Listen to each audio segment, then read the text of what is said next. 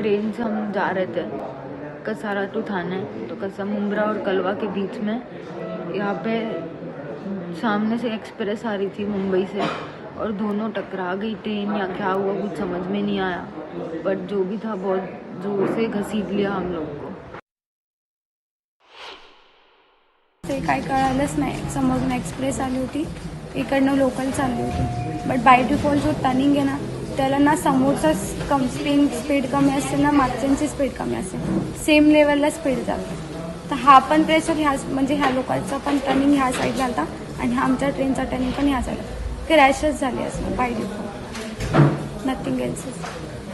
आणि जर बाकी आमच्या लटकणाऱ्यांची चुकी जर असेल तर एवढ्या कंपार्टमेंटमध्ये ऑल ओव्हर माणसं गेलं, इट्स नॉट गुड. एका डब्यातून पडले का सगळ्या डब्यातून ऑल म्हणजे एक बोलतायत की आमच्यासाठी म्हणजे आम्ही लटकत होतो, आम्हीच जर पडलो असतं तर पूर्ण कंपार्टमेंटमधनं सगळेच नाही पडला ना, एकाचीच चकली असतं.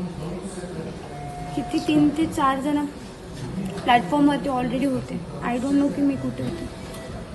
मी जराची मुवमेंट दाखवली तेव्हा ते पोलीस वगैरे येऊन लगेच मुवमेंट केली.